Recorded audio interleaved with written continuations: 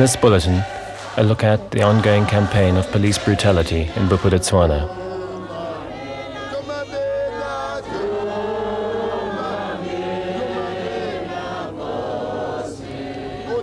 The death and police detention of Petrus Nchabaleng.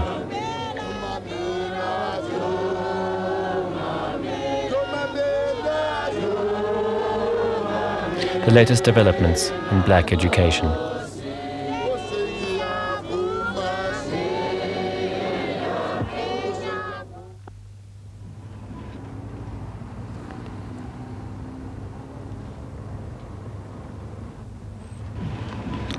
On the 29th of January this year, Dr. Fabian Ribiero was interviewed at his rooms in the black township of Molobe outside Pretoria, while treating 18 black youths who had been detained by Bophuthatswana police on the night of the 14th.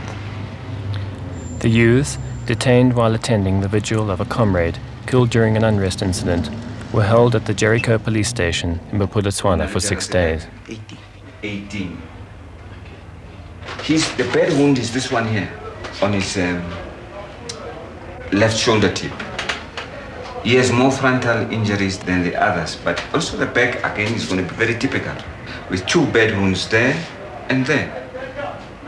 Please notice these are epithelializing, those are healed. So again, they were beaten up at different stages. All right? Kemang elbetilимbiana. The police. Le police or ma police? Akai. Bophuthatswana police. It's not the army, it's the police, no?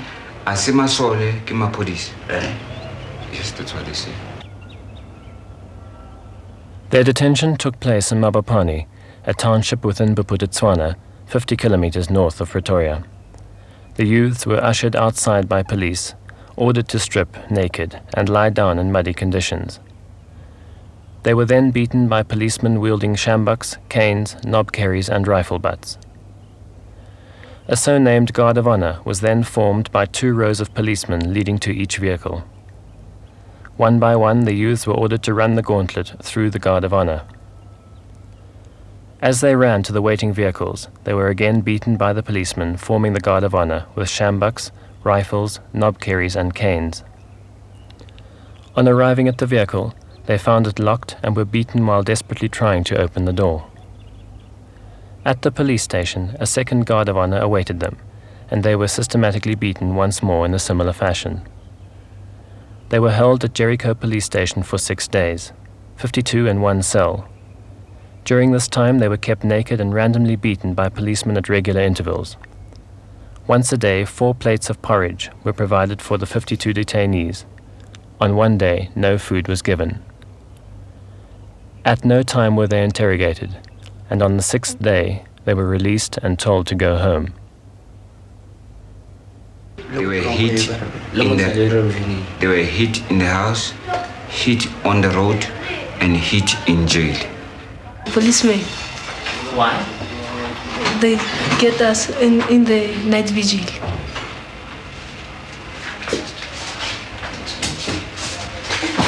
The assaults witnessed here are part of a systematic campaign of intimidation waged by the Bophuthatswana police over a number of months up until March this year.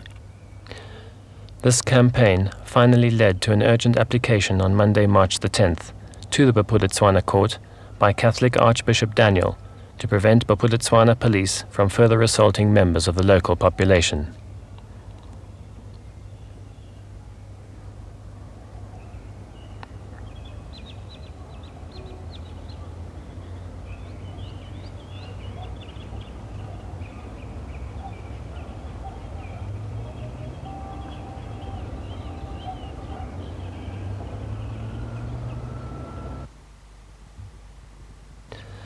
Six weeks after this footage was filmed at his rooms, an attempt was made on Dr. Ribiero's life. In the early hours of Wednesday morning, March the 12th, at roughly 2 a.m., his double-story home in Molobe was attacked with military-type incendiary devices.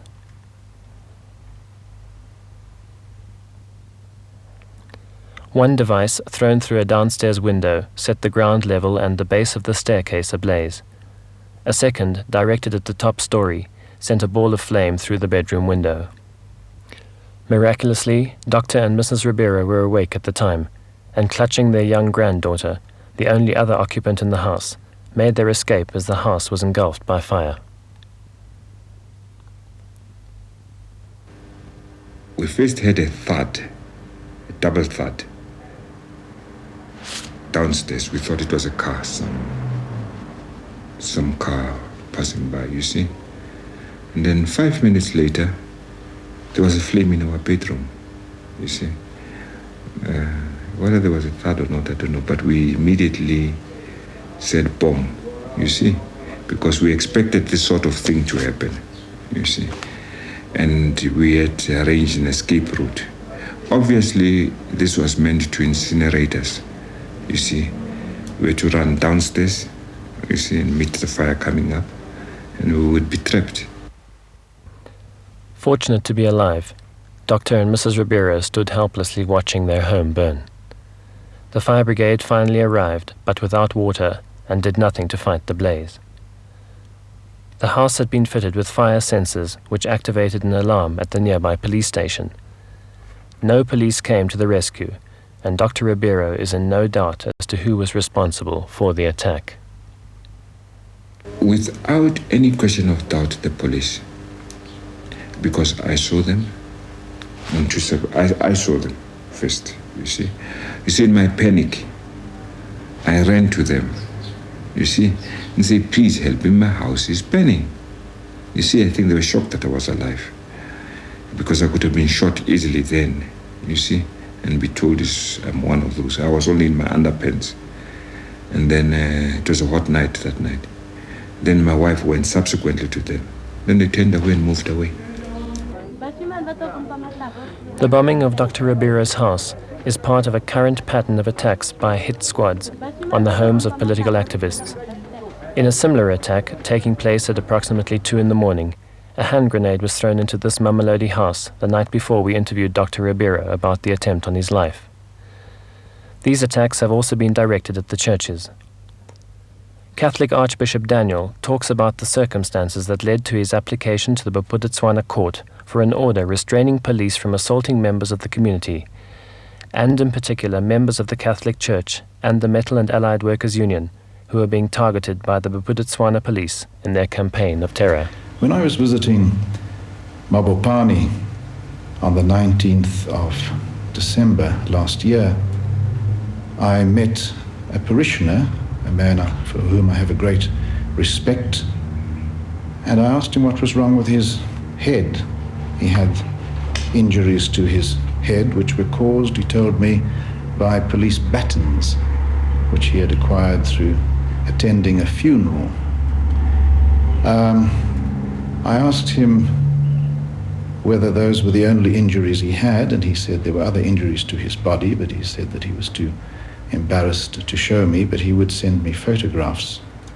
I subsequently received those photographs of the rest of his body, showing bullet wounds and bruises, and the operation mark to his stomach where bullets were removed. That alerted me. I subsequently heard of many other attacks by the police, and eventually in January the number increased. From a sort of an assessment of the photographs and from about approximately well over 150 statements, it emerged that what they were doing was that they were actually going into the schools and just literally picking people off the streets, taking them to the Galankoa police station, and into an area which they call the mortuary. 2 rooms there, they're quite large, very white tiled rooms, and they were telling them to strip naked and then lie down on the floor, and then you get groups of as many as 30 policemen armed with shambucks, batons, wire whips, who would then lash into them for sometimes on hours on end. I mean, some people died. The violence intensified and came to a head on March the 26th, here at the squatter settlement of Winterveld. For 2 weeks prior, Bophuthatswana police had randomly detained youths from the community. Anxious parents, supported by members of the community, gathered at the football stadium, awaiting an explanation from Colonel Molobe, District Police Commandant. They were met by heavily armed police and armoured vehicles.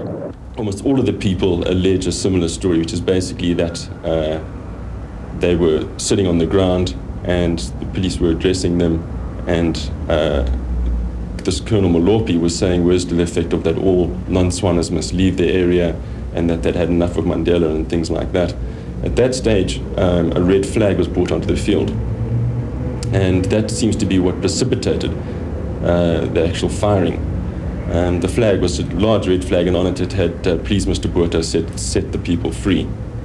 And that seems to have almost been like sort of red rag to a bull, because the firing took place.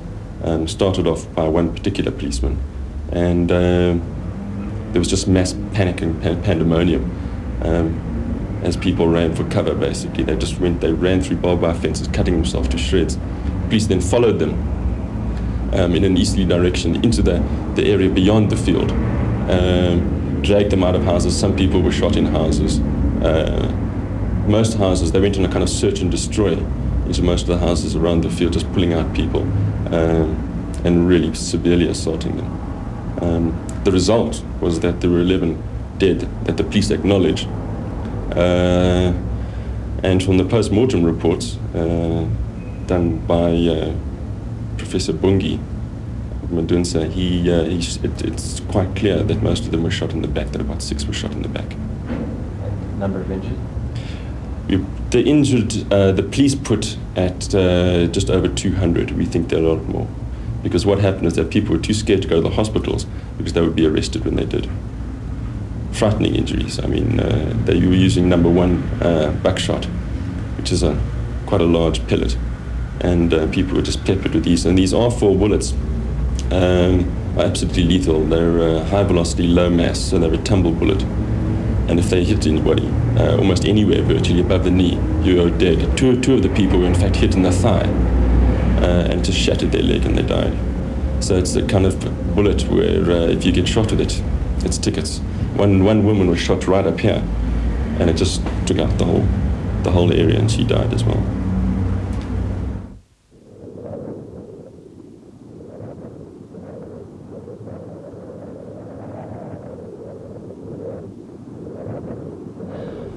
Petrus Nchabaleng, Northern Transvaal President of the United Democratic Front, died in police detention on April the 11th. This sequence of Mr. Nchabeleng's life, while serving the government order banishing him to the remote Sekakuni land village of Appel, some 120 kilometers east of Petersburg, was filmed in 1983. He was banned at the time and permitted to meet with only one person at a time. Under his banning order, he could not be interviewed or quoted. He suffered this existence until his restrictions were lifted in 1985.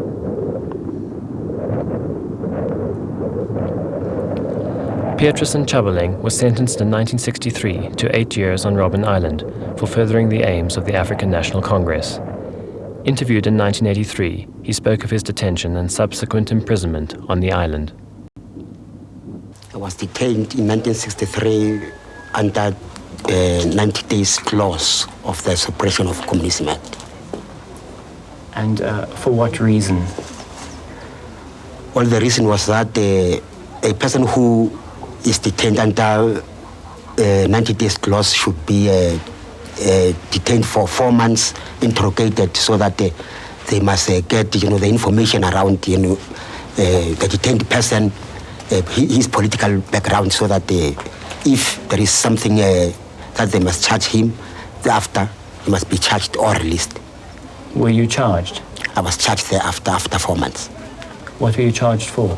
I was charged under Suppression of Communism Act, that is the Unlawful Organizations Act. That is furthering the aims of the banned organization. And what was the organization you belonged to? I was belonged to ANC. What were the aims of the ANC at that time? Well, the aims of the organization at that time was only to liberate the African people, the oppressed people. And in fact, that time it was still non-violent, as we used to say, and to to try to make the oppressed people to live like other freedom-loving people together, peacefully in this country. You were subsequently sentenced to Robben Island. How long were you on the island? I was on the island for 8 years. What was it like on the island? That time it was still terrible because the political prisoners were not many that time. And the life was terrible. In fact, starving and the cold, and the climate also was poor. And the waters also were very rude against the prisoners that time. Were you ever badly treated in terms of torture? In fact, not physically torture, but hunger and cold and such things, because usually they were just giving us only 4 blankets. So, and the island was very cold, more especially during winter. On his release, he was banished to this remote area of Sekakuni land, dumped by the authorities with 10 pieces of corrugated iron. With some assistance from the South African Council of Churches, he built his home here and lived with his wife and members of their family. Petrus Nchabaleng became a prominent member of this community and commanded great respect from the youth in this area. In the early hours of the morning of April the 11th, he was taken from his home to the Schoonoot police station, where he died a few hours later. So the story is, when they came here, they told the old man to dress up quickly, and then they told him to get out of the room to come and dress up here. And then they mentioned the point that you will have to take out those guns. And they even mentioned that this time we're going to kill you. Why would the police want to kill your father? Well, as I've said, that the organizations were coming up in the villages, and the whole of Sekakuni and resignation of the Bantustan puppet administration. All the blame, the system believes that the old man is behind the whole thing, you see, the mushroom of and the resignation. So perhaps they thought that after killing him, there won't be an organization in the villages. The body was taken to Pretoria for post-mortem without the family's knowledge. And it took a long time for this family to trace up this body. I learned it was taken to Mbalo, Mojaji, and every time these people were trying to follow up the body, we're told, no, the body has been taken to such and such a place, It was then after that after the post-mortem, I learned the pathology said, no, he didn't die of heart attack. In this case, the old woman says, somebody said, she heard from somebody saying that he saw the police hitting the lady with the back of the rifle on the head. And that was the time the old man realized that he won't survive. Then it was the time he took off the watch and his spectacles, gave them to somebody who brought them home. The police issued a statement that Petrus Nchabaleng died of a heart attack, but the wounds seen by Mrs. Nchabeleng when called to identify his body confirm her belief that he died through police brutality.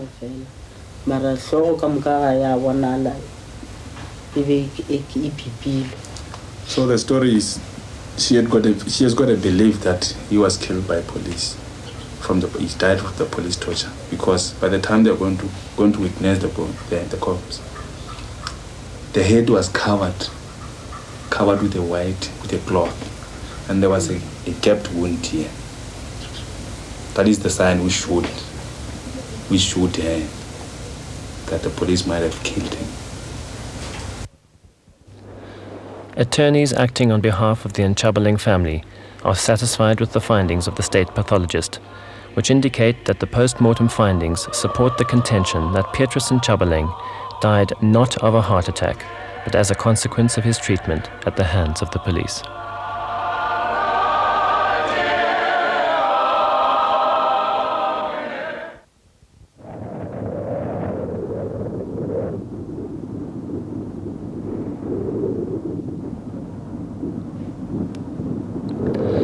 Since the introduction of so-named Bantu education in 1955, the issue of education for blacks has been a festering wound. Designed to restrict the standard and quality of education available, Bantu education was introduced to ensure inferior qualifications and opportunities for blacks. Simmering discontent with this form of gutter education exploded in 1976 with student uprisings in protest at the government's intention to enforce Afrikaans as the language of instruction.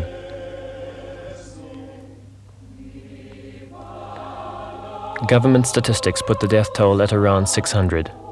Unofficial estimates are higher as to the number who died in the protests that followed through 1976 and 1977.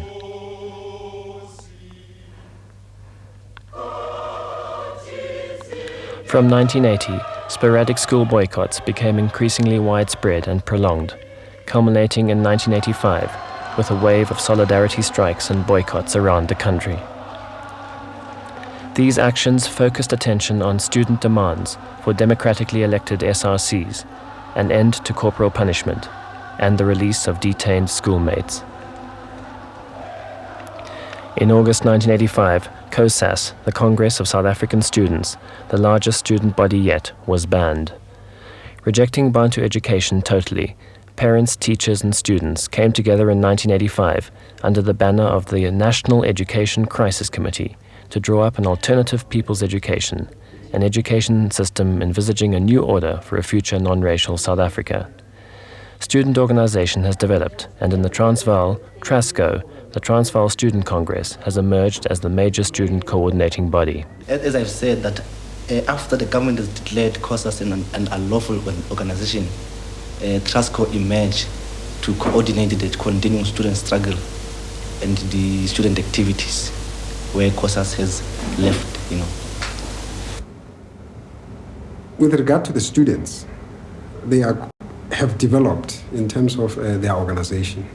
After the police banned COSAS, there was nothing, there was a vacuum.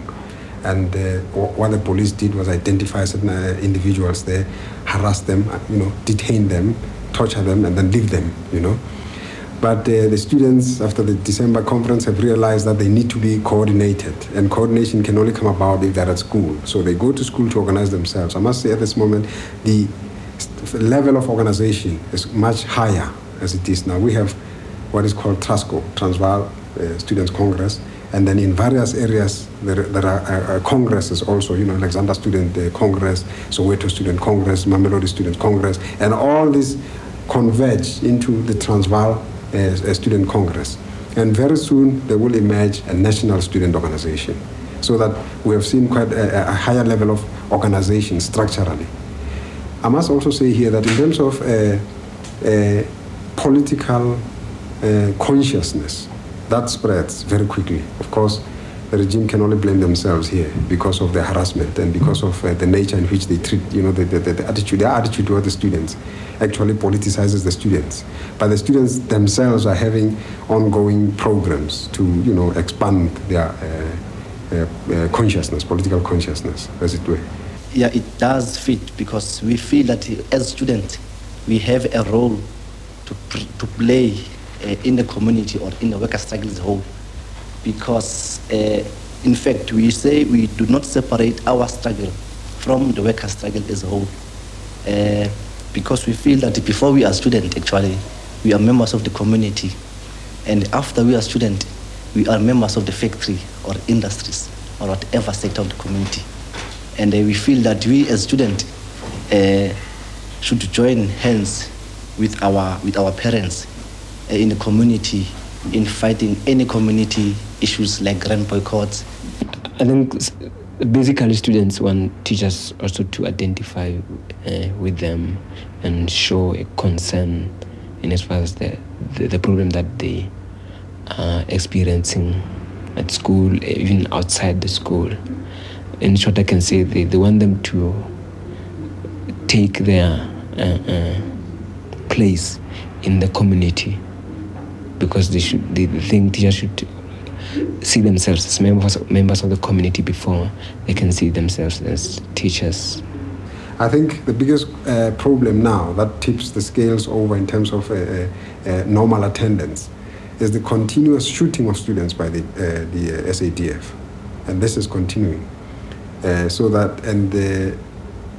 necessitates mass burials, and with mass burials we can't have a normal situation. And of course, in certain areas, students will embark on class boycotts to identify with those who are killed, you know. Yeah, really we have sacrifice, but this doesn't really affect us. If this means that is the cause of our struggle, then we ought to accept it, because we feel that we are going to win. You know, actually, we are going to get what we want. If this means that is the cause of our struggle, that we should always sacrifice for our life or even death, then we can do it. Then we're prepared to do it, because we know that the time will come, you know, when we'll actually get what we want, you know, in any way that you want to get it, you know, from the government itself. Teachers are still conservative, but although they see the need for a change of education system, but they're still conservative. They still see themselves as just professional people, and they are just trapped in that. Then they cannot fully participate in maybe trying to come up with an alternative content. But Newsreel, as I said, it's taking part in what we call Education Charter Campaign, which is spearheaded by organizations like TRASCO, like Newsreel, as also, and other student organizations outside the Transvaal in the Cape. Although I cannot mention the different names, but those that adhere to the Freedom Charter and are affiliates of UDF. Well, I can say here that the Devon conference said that there should be an NECC, People's Education People's Education Committee. That has been formed. We have what is called the Sisulu Commission. There are intellectuals who are serving in that commission now, and there are the representation also from student organizations, teacher organizations, and parents organizations. That commission will have 5 secretariats, which are the Transvaal Secretariat stands as I'm speaking to you now. And we have intellectuals and the community organizations there. And out of those secretariats, each, like the Transvaal Secretariat, out of that secretariat will emerge subject committees. And for this year, we have targeted history and English literature.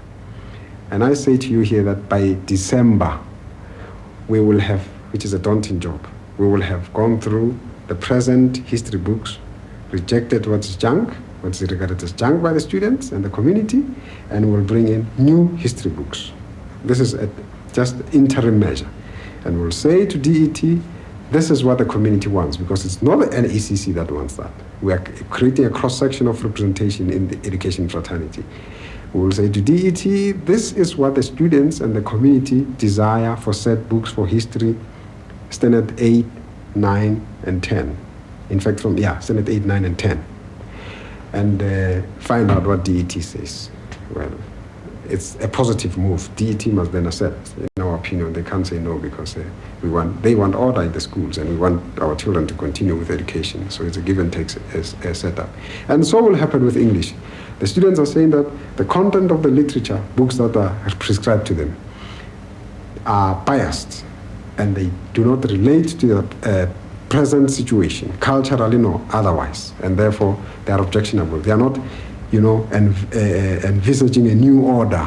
They talk about moribund tribal stories, and these students don't want them. So we will say to DET, for standard 7, 8, 9, and 10, these are the prescribed books that the students would like to have in English. And these fellows must just accept and move. And I am saying here that out of those structures, these are building blocks, out of these structures, we see structures that will play a very important role between now and a new South Africa, as it were, where every South African will be able to participate.